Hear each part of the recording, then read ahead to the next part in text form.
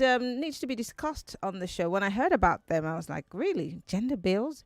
What would they be advocating for? 35% affirmative action or maybe 50% affirmative action? What exactly are these women up to again? But in the studio to have this conversation with me is a very gorgeous lady, and I'm going to introduce her to you in just a moment.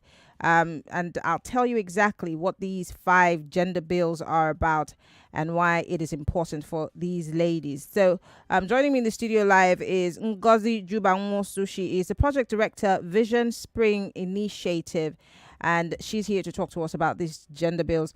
Ms. Nwosu, thank you very much for joining us, and good evening.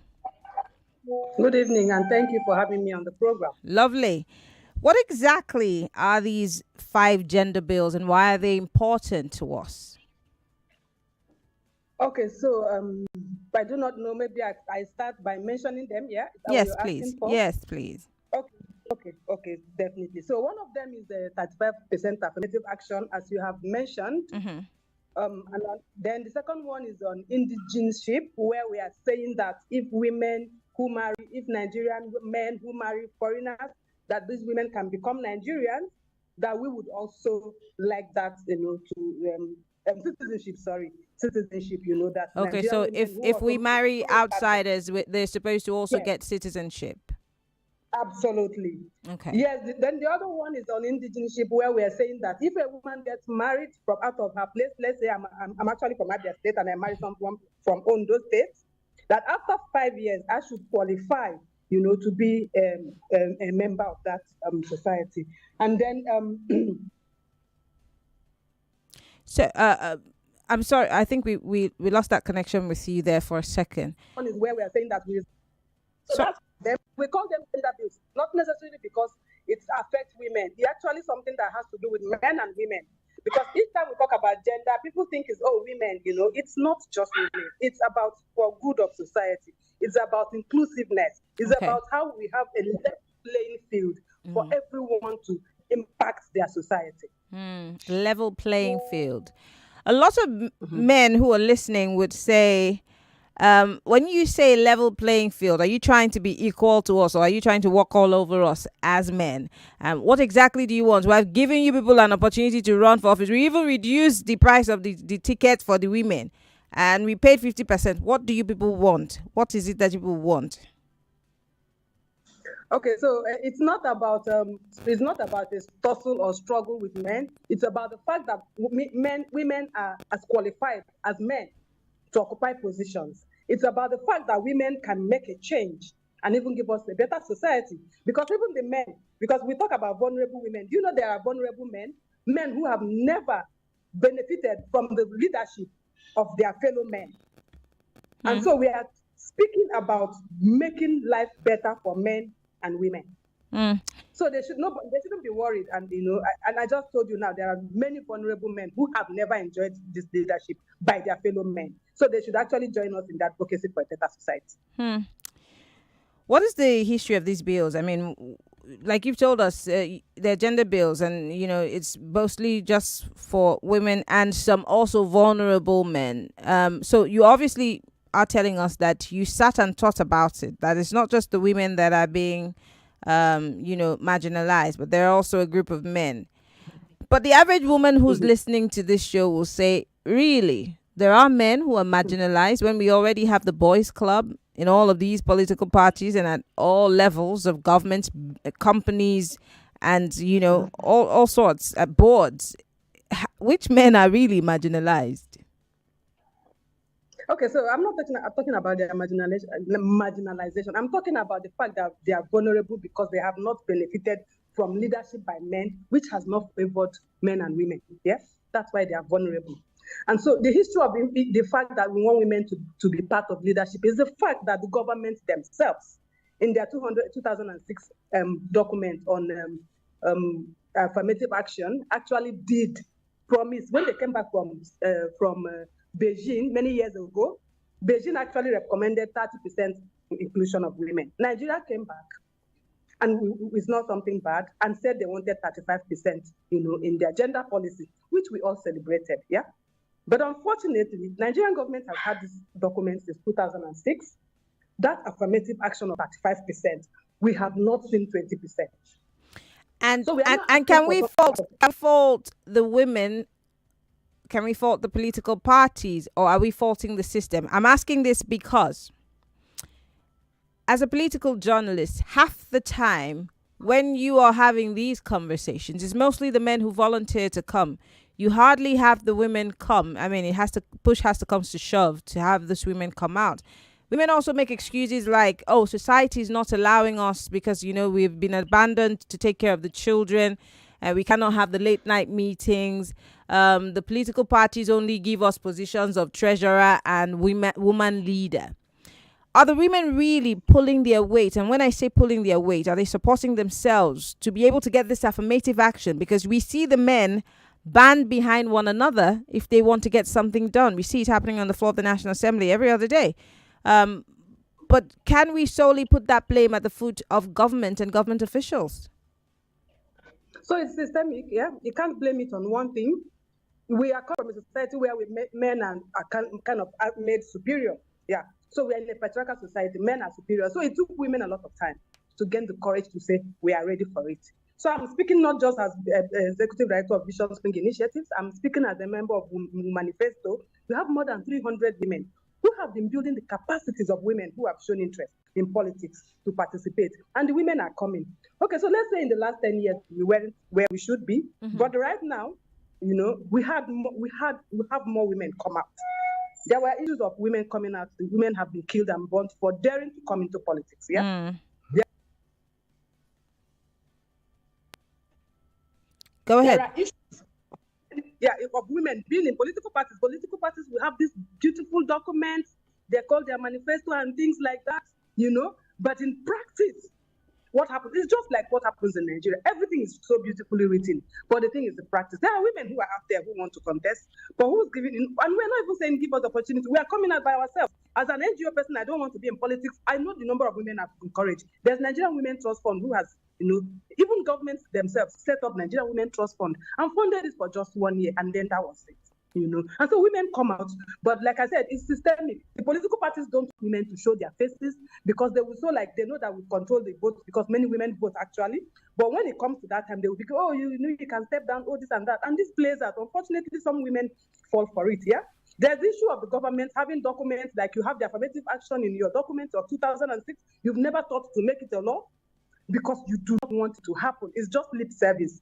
There's a case of Nigerian women going to court. My organization was one of the organizations for Ward C and other partners. We went to court and we got judgment to say that government of Nigeria, that was I think last year, the government of Nigeria should implement 35% affirmative action. What happened? Ministry of Justice taking us to court to challenge the judgment. And so it's systemic. This government, the Nigerian government and the men, they don't want women to be in power, but we are not giving up. Again, my questions are not coming from a place of bias. It's coming from a place of experience. Hence, I'm going to ask it again. We saw the first woman who ran for office of the president. No woman stood behind her. These same women, you say, because I'm quoting you now, you say they know that we have capacity. But that capacity, you use it in favor of the men. Most women banded behind that, the male, politicians in that political party know when if they know capacity and they use it for their own benefit. I'm thinking that women should be smart enough now to say, well, enough is enough. Women put monies together and do Ashwebi parties. They do August meetings. They send people to school abroad as a collective. Why can't they, as a collective, in those political parties, also pull their weight? I'm asking this question again. And so Sarah Jibril was not at the point where it was, okay, go out there and let people vote for you. You can see that recently things are changing, even with parties that are not necessarily very popular. Yeah. Immediately, women have opportunity to have a woman that, I'm not saying she can work for, but it wasn't at the level where she was in the field where we are going to vote, yeah? So her chances are limited, yeah? We must also not overlook issue of money politics. You remember what happened in the last election, how much was involved in buying forms, yeah? How many of us So I can do makeup for 10,000 and you see me, I'll be very gorgeous. Politics was really, really very, very. I'm telling you, women know how to use their little money to achieve what they want. I'm serious, But politics, the money to buy forms, my sister was scary, So many things keep women away. There's issue of money politics.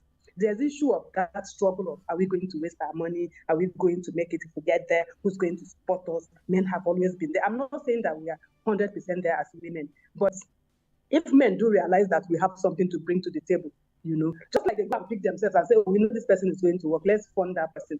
If they don't think that it's we versus them, they can also invest in women because they are great women who can make this country work. Yes. Let's talk about, I'm most interested in the citizenship issue because I've spoken to a group that was working with change.org to get signatures to ask the government to reverse its position on mothers taking their children abroad, and especially for mothers who have absentee fathers, and the immigration service continuously insists that you must get the signature of a man, a male figure, to be able to get that child a passport. Again, this issue of citizenship, I want to understand why it's important to you. Because, in this part of the world, aside from Latin America, where the people now, even the men, take their mother's names. In this part, you take your husband's name once you get married.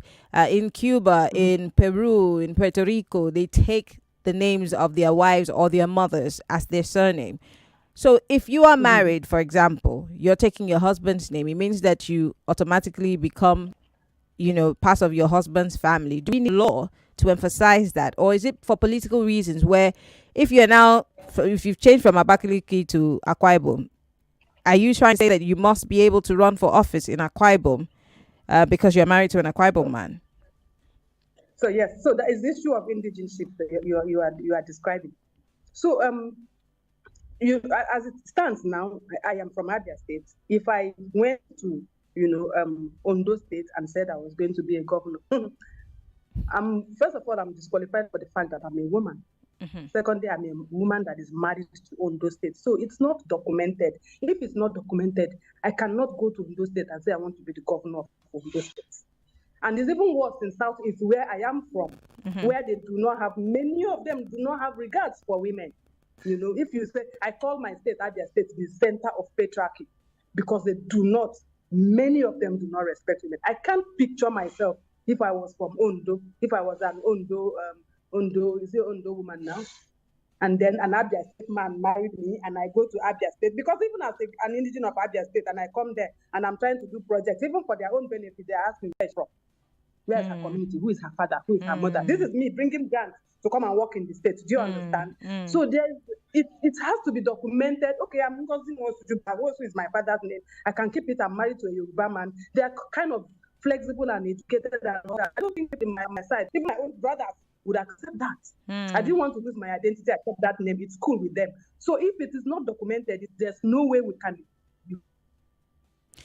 come across to the other state. It's not written in any book that you can have indigenous if you move. So it's problematic to be in politics. Okay, but in your case, you're talking about citizenship. So you're saying if you marry internationally, you want to be able as a woman to give your husband some citizenship, just like it's in the United States or in the United Kingdom. Okay, so what you described before was indigenship. Yes. Citizenship, yes. Not because I'm asking because I'm Ngozi, because the Constitution makes it automatic that once a man marries a foreigner, and if the Constitution talks about equality says that the sexes are equal. Yeah. So it's not me asking. It's in keeping with the document what they says. All the documents have said that human beings are equal. Do you understand? You cannot discriminate against you on basis of sex, race, and for that automatically, men when they marry their wives become citizens, and we don't have that opportunity. So we can't confer that kind of opportunity to men. And we are saying, no, we are not cool with it. Okay. If we are equal, if the Constitution says we are equal, it should be the same way for women as well. So it is written expressly in the Constitution that a man, and man there does not mean the human race. It's talking about the sex. Exactly. And then I'm not a lawyer. I would have just given you a portion where it says it as somewhere in the law, but I'm not a lawyer. I don't want to go and Exactly. take And I that was of going context. I was about to ask Yes. that.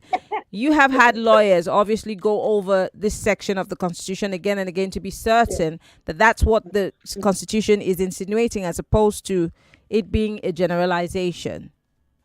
The Constitution explicitly explains. Maybe when one of my colleagues are on this program and they are lawyers, they can explain it very well. Do not want to go into what I do not know deeply. But I'm saying to you that many things. Do you know that even the criminal law, for instance, I was doing a research recently, and it says that if a man is abused, so something, that the person that has abused the man will be put in jail for 3 years.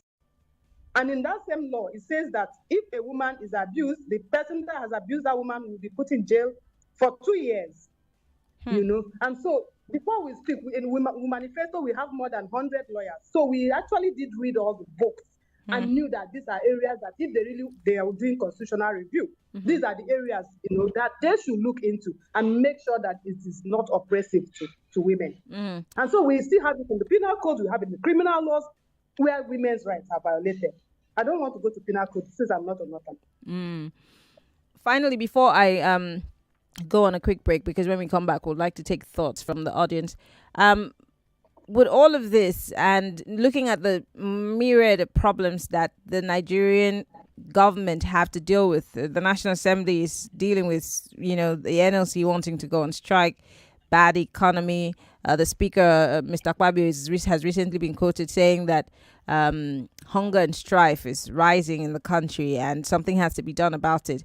Where do you think your bills lie in terms of the stack of priority on the floor of the National Assembly, and how do you intend to push these bills?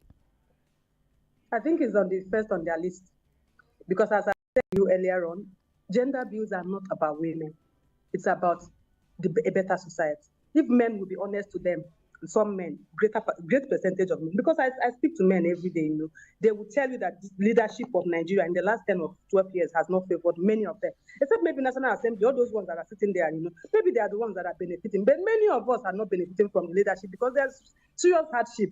So if they understand that gender is not about just women, it's about a better society for men and women. So for instance, let me mention Amina Mohammed. I always use as an example. She's at the United Nations. She's a woman. Picture her in Nigeria as the leader. Do you think she wants to do well? And if she's doing well in Nigeria, is she going to be doing well for only women? It will be for men and women. If Ngozi Okon, who was able during her leadership to help the rest of the bills, Paris, whatever loan that Nigeria was owing, do you think that such a woman would represent only women? To represent men and women. So they should prioritize those 5 gender bills. They should see it as a way of moving forward. They all travel out of this country. We have to go on a quick break. We have to go on a quick break. When we come back, we'll open up the phone lines and talk more about this gender bill. Stay with us. We'll be right back.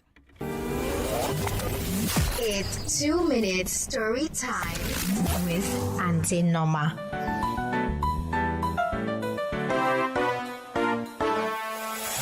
Hello, boys and girls. Is Damilola discouraged by her fall, sledding on the snow?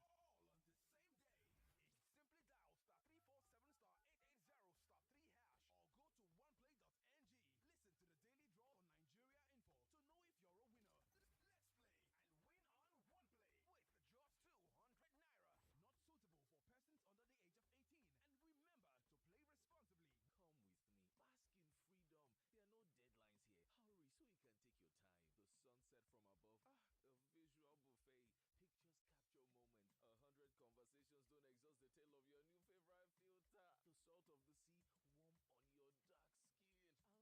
A truly immersive experience is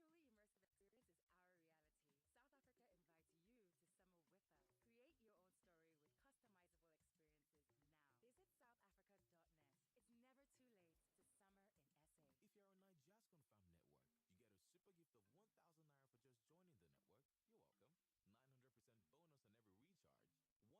bonus on every recharge, 100% data bonus for 6 months, and double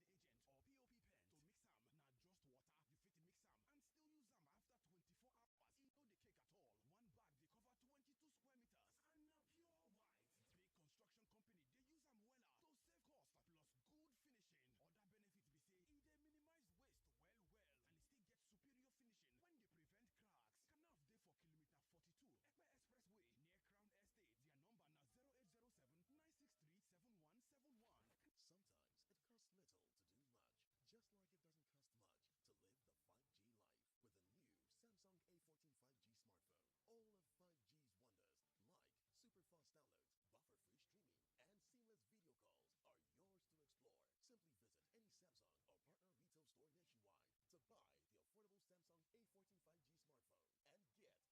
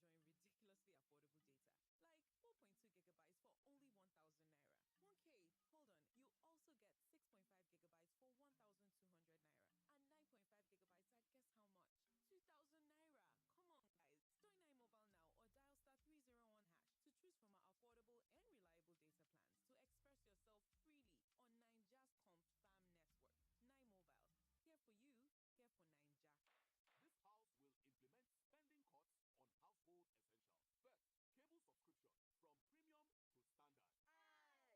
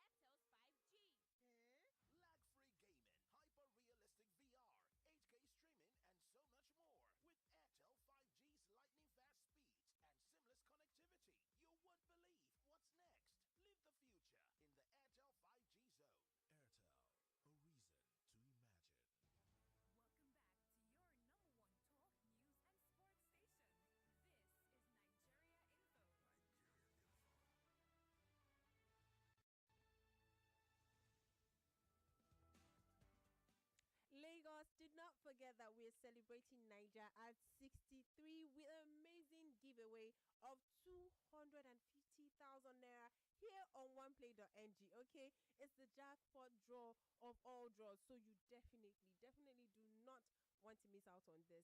And in case you've not heard, all you have to do is dial the code star 347 star 880 star 3 hash, because one lucky person will be walking away with 150,000 naira, and another person will be smiling away with 100,000 naira. And this is aside the daily draw, because the daily draws are still happening. So you can win that and still win this. My dear Igos, please don't sell yourself short. All right, it's festive season. Festive season is coming, and one play is all about winning. They are saying they have 250,000 naira to give away just like that. Everyone who plays from the 18th to the 29th will automatically be entered into the jackpot draw. And the more you play, the more your chances of winning. So on the 29th of September, a winner will be selected randomly. And if the system picks your phone number, you might have won. So they'll be calling you live. And if you do not pick Lagos, I'm sorry, you have forfeited your winning. Yes, it's that bad. You forfeited it. So please stay with your phone when you play, because you will be called in live. And winners must come into the studio to claim their prizes. So we're still celebrating Niger at 63 with 250,000 naira. 250,000 naira. Don't say I didn't tell you. It's just 200 naira. You just have to play with 200 naira and dial the code star 347 star 880 star 3 hash. To find out more, follow on Instagram and Twitter at OnePlayNG. That's OnePlayNG in small caps. And on Facebook at OnePlay Niger, OnePlay Nigeria for more information. Okay? Do not forget, play responsibly, Lagos. But don't forget to play as much as you want to win. So if you want to win badly, I expect that you are playing every time. Okay? Bye. See you.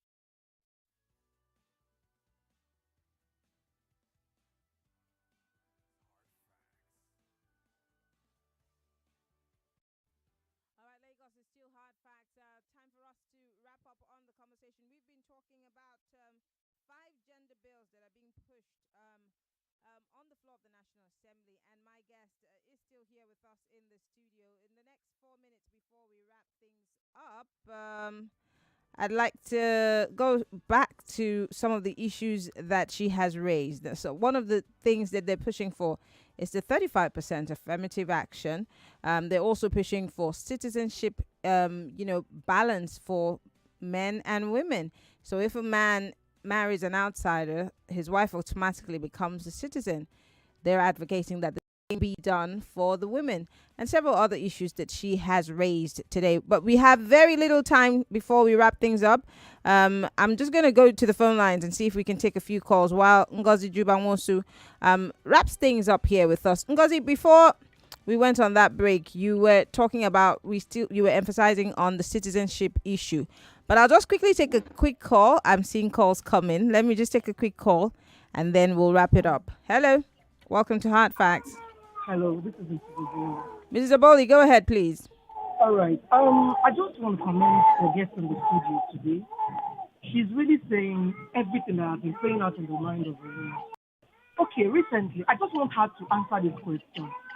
Going forward, how do we begin to change this narrative?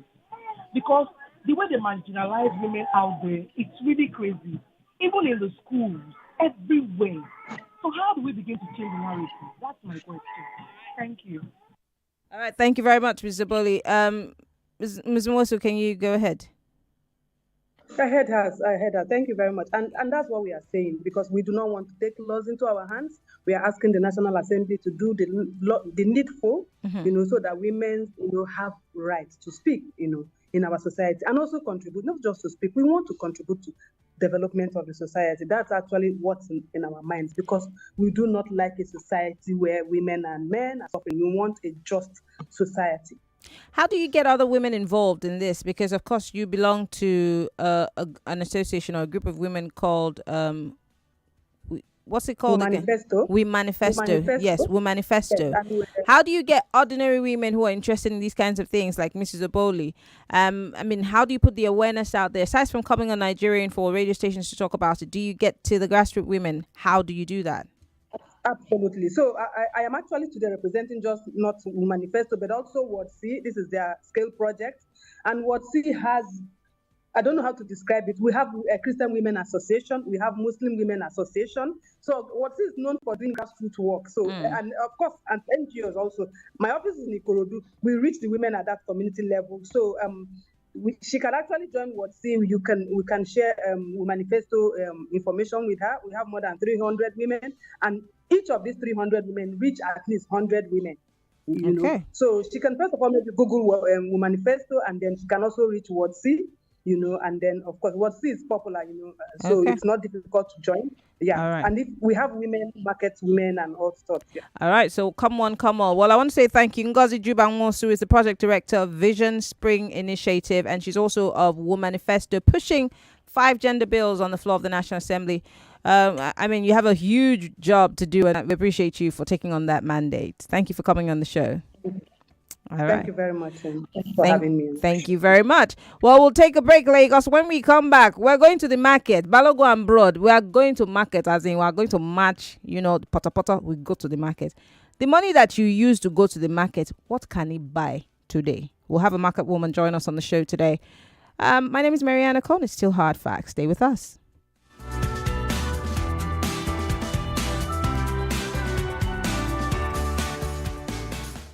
Niger, it is time to celebrate with the Niger 250,000 Naira jackpot on one play. Up to 250. 99.3 Nigeria Info. We are more than just radio. Subscribe to our YouTube channel at Nigeria Info FM. Check us out on Facebook at Nigeria Info 99.3. Follow us on Twitter at Nigeria Info FM and on Instagram at Nigeria Info FM Lagos for live updates as it happens. 99.3 Nigeria Info. Let's talk.